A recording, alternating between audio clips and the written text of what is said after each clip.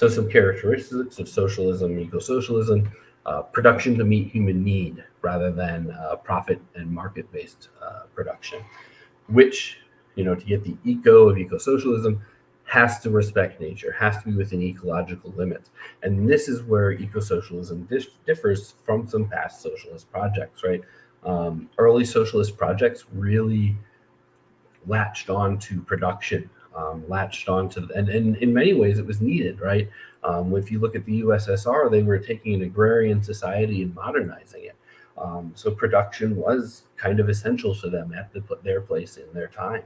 But when we look at our world now, when we look at the looming climate crisis, which is getting closer and closer to being unreversible, we really, really have to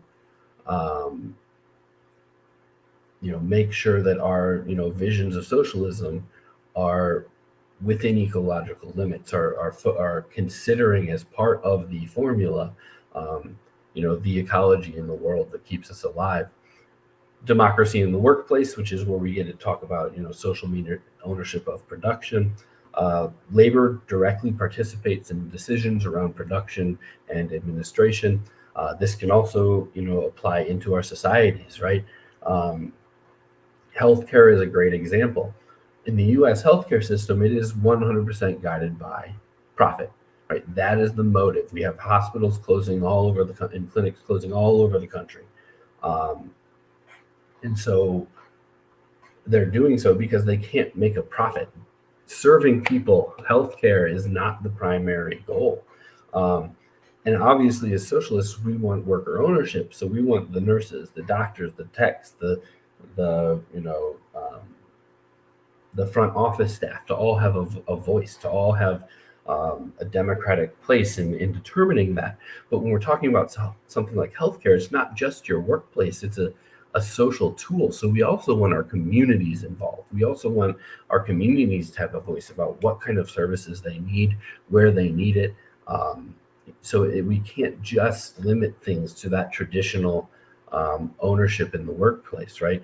We need to make sure that the patients, which is the members of the community, right, have their voice along with the workers. So we're expanding on that traditional view of socialism being worker ownership, and that's why we often say social ownership, right? The workers and the community come together to guide, not only our economy and our production, but our society. And we can achieve this through local economic planning and via community worker assemblies. It's often called the moral economy, cooperative commonwealth. But we do so in a way that things like healthcare are really not manageable on the local level alone, right? They require a larger scale coordination, whether that be to benefit from economies of scale and production, or other things. So we really, really need to have that democracy not only in our workplaces but in our communities. And the core idea there is the commons, right? Our society, our communities, our everything needs to be democratically governed from the bottom up by the people. And this obviously leads to the end goal of ending exploitation and domination and liberation for all. One area where I am a pretty orthodox Marxist is that I don't believe that there is a kumbaya, peace, love, and happiness at the end of the tunnel, right? This is a process that we're always going to have to be working towards, which is why we have to have it be democratic. And that not like the democracies we see in the world right now, but true bottom up grassroots community democracy, workplace democracy, economic democracy.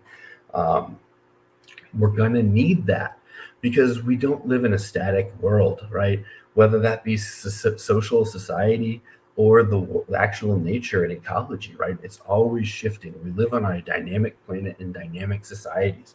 So we have to have real, true, open, accessible, free democracy so that we can navigate these things, so that we can push towards that goal of ending exploitation and domination, so we can push towards that goal of liberation and empowerment, so we can push towards that goal of ending poverty and providing for all. If we don't have democracy, that's not going to happen. And we can see when we look at the world we live in right now, how it plays out when we don't have that.